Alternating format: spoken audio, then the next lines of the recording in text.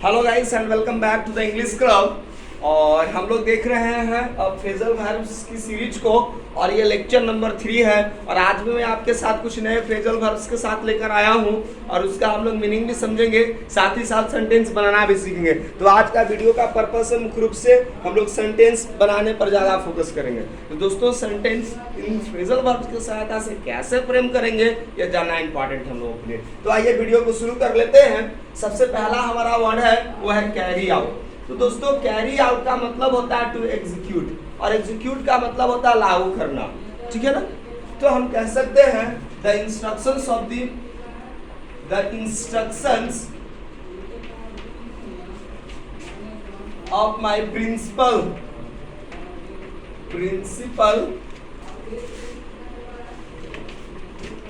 Should be carried out, executed.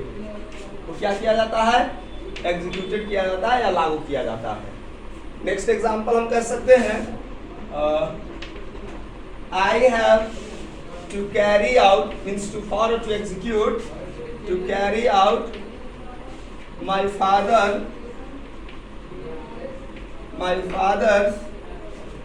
Fathers instructions और my father rules, ठीक है। तो आपने देखा कैरी आउट का मतलब होता है टू एग्जीक्यूट, लागू करना, ठीक है। तो ये चीज आपने देखा, दो sentences, the instructions of my principal should be carried out, और सेकंड है I have to carried out my father's rule. ये आपने क्लियर समझ लिया, कैरी आउट का मतलब होता है टू एग्जीक्यूट। चलिए बढ़ते हैं हमारा फ्रेजल वर्ब नंबर 2 की ओर, और दूसरा है हमारा कैरी ऑफ, और कैरी ऑफ का मतलब होता है टू विन। तो टू विन का मतलब सबको आसान है, क्या? जीतना। चलिए ऑफलाइन विद्यार्थी आप सेंटेंसेस को नोट करते चलेंगे, और साथ ही साथ फिर मैं आपको भी मौका दूंगे, आप सेंटेंसेस अपना बनाइएगा, ठीक है। तो आइए सेंटेंस फ्रेजल वर्ब 2 की ओर बढ़ते हैं। तो कैरी आउट का मतलब है टू विन। तो आदि सेंटेंसेस कर सकते हैं I have carried out, I have carried of, not out, I have carried of so many prize, हमने कई सारे प्राइज को क्या किए हैं? ओन किए हैं। ये भी एग्जांपल्स है टू विन, क्लियर है। और भी एग्जांपल्स कर सकते हैं इफ यू वर्क हार्ड, यदि आप कठिन परिश्रम करोगे, इफ यू वर्क हार्ड तो क्या होगा जी? You will carry off the awards, आप अवार्ड्स जीत सकते हो।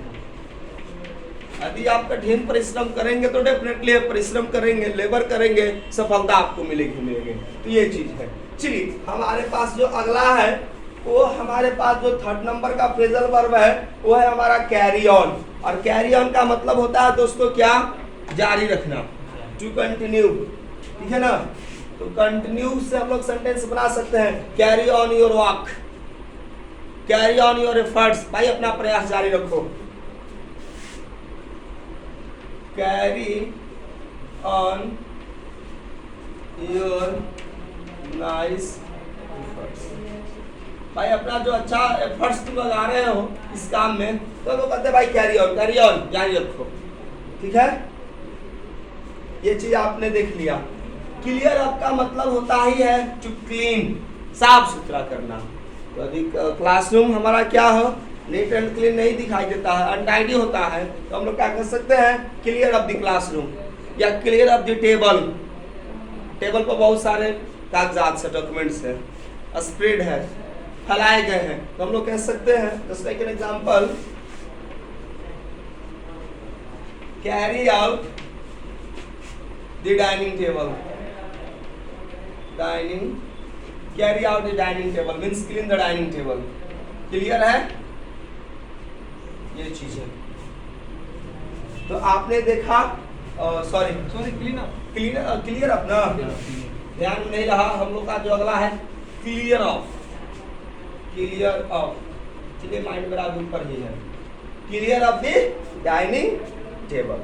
तो ये हो गया आपका टू क्लीन। और भी एग्जांपल्स कर सकते हैं, जैसे क्लियर आपका और एग्जांपल्स दो क्लीन के सेंस में। 1 should clear up one's room regularly. नियमित अंतराल पर अपने रूम को क्या करना चाहिए, किसी को भी क्लियर अप करते रहना चाहिए, मीन साफ सुथरा करते रहना चाहिए, क्योंकि साफ सुथरा नहीं करोगे तो फिर डेफिनेटली आप you may suffer from different kinds of disease, तो आप बीमारी से ग्रसित हो सकते हो। इसलिए समय समय पर हर चीज की सफाई जरूरी होती है। That's why we take regular bath in the morning. यही रीजन से हम लोग रेगुलर बात करते हैं। कुछ ऐसे भी होंगे जो सप्ताह में पानी की बचत करते होंगे, सिर्फ वाटर को प्रायोरिटी देते होंगे, फ्यूचर्स को ध्यान में रखते हुए फ्यूचर जनरेशन को वो सप्ताह में 1-2 बार नहाते हैं। ठीक है, तो चलिए वो भी अपने जगह पर सही है और हम लोग भी अपने जगह पर सही है। ठीक है ना, तो लोग अपने अपने जगह पर सही होते हैं।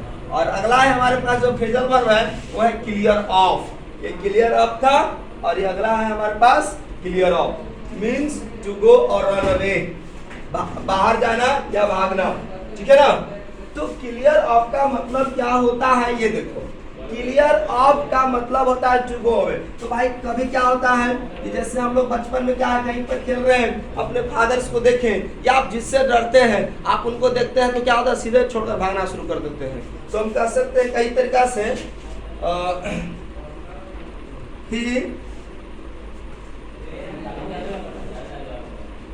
when he saw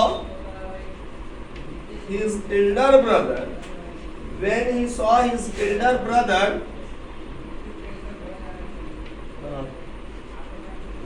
he cleared off, means he went away or run away, he cleared off quickly. वो वहां से क्या होता है, तुरंत भाग जाता है। जही अपने देखता है अपने बड़े भाई को, वो क्या करता है, when he saw his elder brother, he cleared off quickly. वो बहुत तेजी से वहीं से क्या कर जाता, भाग जाता है। और एक हमारे पास मोस्ट कॉमन फ्रेजल वर्ब दिखाई दे रहा होगा, वो है हमारा कम अक्रॉस। कम अक्रॉस का मतलब होता है दोस्तों अचानक मिल जाना। सपोज आप किसी पर्पज से कहीं और जा रहे थे, आपका इंटेंशन नहीं था किसी व्यक्ति से मिलना, लेकिन जाते के दौरान आप किसी ऐसे अनजान व्यक्ति से मिल जाते हैं, देखने में अनजान लगता है लेकिन बात ही बातें में पता चलता अच्छा हम लोग इसके पहले यहाँ पे मिले थे, और वो अनजान सी दोस्ती एक पल में ही दोस्ती में कन्वर्ट हो जाती है। तो लगता है कि हम अनजान थे लेकिन हम लोग पहले से परिचित होते हैं। तो ऐसा होता है अचानक मिल जाना। जैसे हम कह सकते हैं, क्या कह सकते हैं, जो अगला सेंटेंस हमारे पास रहेगा कम अक्रॉस का। जैसे हम लोग क्या करते हैं, रास्ते में चल रहे हैं, रेनी सीजन है तो रास्ते में क्या होता है भाई, हमें असले दिखाई देता है। तो हम कह सकते हैं कि when I am going to a school, जब मैं अपना स्कूल जा रहा था तो क्या होगा, I come across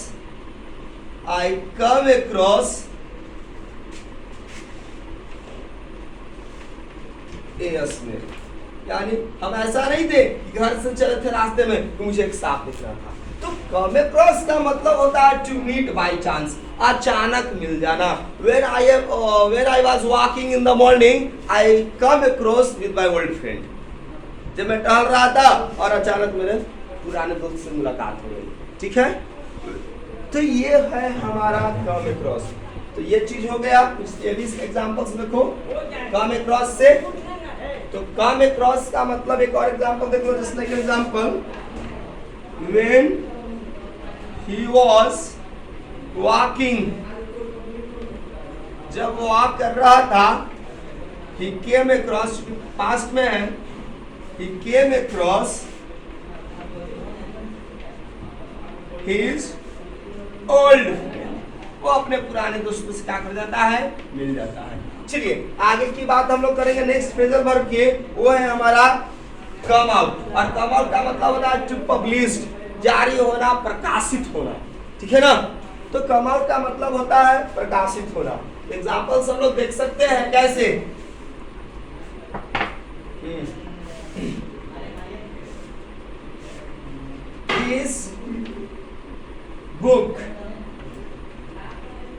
this book has come out this week. इस बुक का कौन से मतलब इसी वीक में इस बुक का क्या हुआ है, पब्लिकेशन हुआ, प्रकाशित हुआ। This book has come out this week.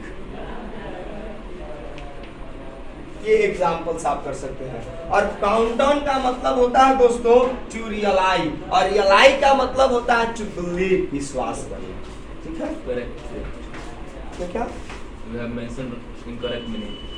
What Reply or okay, rely, yes. तो काउंटडाउन का मतलब होता है टू रिलाई ऑन। ठीक है, तो हम लोग देख रहे थे काउंटडाउन को मीन्स टू रिलाई ऑन, इसका मतलब होता है विश्वास करना। तो आइए हम लोग इस सेंटेंस को देखें।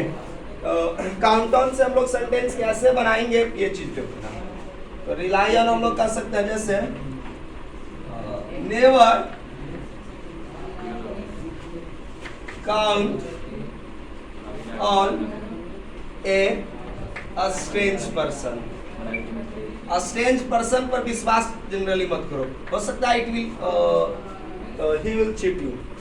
ठीक है, नेवर कैसे कैसे डोंट कह सकते हैं। हाँ, नेवर भी क्यों, कभी कभी मैंने की बात में हो जाता है, कभी नहीं, वो अलग कंडीशन है। Next example, you should count on yourself. You should count on yourself. You should count on your parents, ज्यादा बेहतर है। You should count on your parents, आपको अपने पेरेंट्स पर जरूर विश्वास रखना चाहिए। ठीक है, You should count on your parents. You should count on your parents because they will stand every time with you. In every situation, they are the persons who can help you. तो parents ही ऐसे होते हैं जो हर condition में आपके साथ support करते हैं। तो आप पेरेंट्स पर अपना विश्वास दिखाइए। और अगला सेंटेंस है हमारे पास कट डाउन, और कट डाउन का मतलब स्पष्ट होता है टू रिड्यूस, कम कर देना। तो हम लोग कह सकते हैं भाई अच्छा से काम नहीं करोगे तो आपकी सैलरी रिड्यूस हो जाएगी। तो कह सकते हैं इस तरह से सेंटेंसेस को, ये एग्जांपल्स आप लिख सकते हैं। चलिए सेंटेंसेस को कौन सा मैंने बोला, if you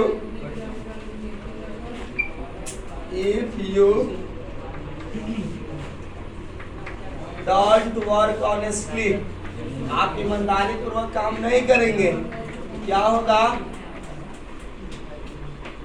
your salary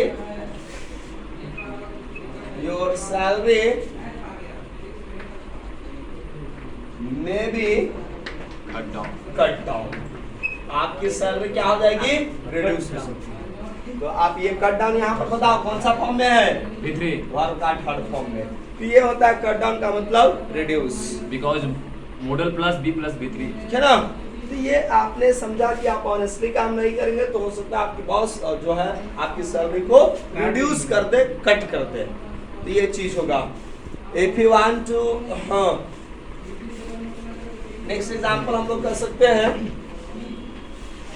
if you want to lose your fat, यदि आप अपने फैट को लूज करना चाहते हैं, कम करना चाहते हैं, तो क्या करना होगा, you should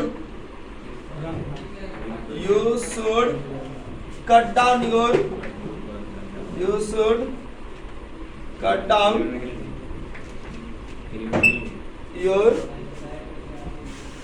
But you should cut down your food items.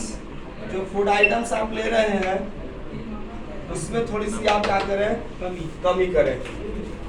आप थोड़ा सा कम डाइट्स ले, समय से ले। तो if you want to lose your fat, you should cut down your food items और फूड डाइट्स भी आप मेंशन कर सकते हैं। और एक है हमारे पास कॉलिंग। सर फूड में डाइट कैसे होगा, डाइट नहीं होगा, नहीं फूड ही करना वही तो चाहिए। फूड आइटम्स होगा। फूड आइटम्स जो भी आप लेते हैं एक्स्ट्रा अनटाइमली जो लेते हैं आप उसको रिड्यूस कीजिएगा, हो सकता है आपका फैट यू कैन लूज। क्योंकि फूड तो खुद नाउन है, डाइट भी खुद नाउन है, नहीं होगा। आइटम क्या एडजेक्टिव ना सर, आइटम्स नाउन्स है ना, अब फूड यहाँ पर दोनों नाउन्स हैं, दोनों नाउन्स हैं। तो चलिए एक और हमारे पास है कॉलिंग, जिसका मतलब होता है टू समन या टू सेंड कॉल।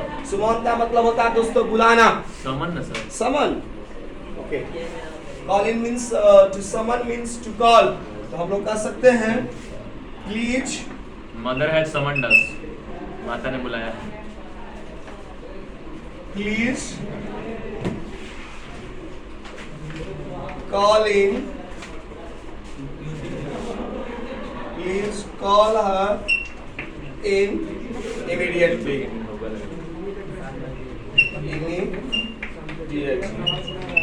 ठीक है, उसे जल्दी यहाँ पर बुलाओ। ये सारे था 10 फ्रेजल वर्ब्स आई थिंक, और आपने इन सारे फ्रेजल वर्ब्स का मीनिंग देखा, आपने उसे सेंटेंसेस देखे। हम उम्मीद करते हैं दोस्तों आज का सेशन काफी इंटरेस्टिंग रहा होगा, जिससे आप नए नए कुछ और फ्रेजल वर्ब सीखा। और इट्स योर HW4 वर्ब हमेशा की तरह जो होता है, जैसा कि ऑफर मैं आपको देता हूं, इन सारे फ्रेजल वर्ब्स का इस्तेमाल करते हुए अब आप खुद सेंटेंस बनाइए। दिक्कत हो वीडियो को रोक करके पॉज करके देखिए और आप समझिए हर एक वर्ड के हर एक फ्रेजल वर्ब के वोकैबुलरी को। तो I hope it will be very useful for us. तो मिलते हैं दोस्तों अगले सेशन में। जय हिंद।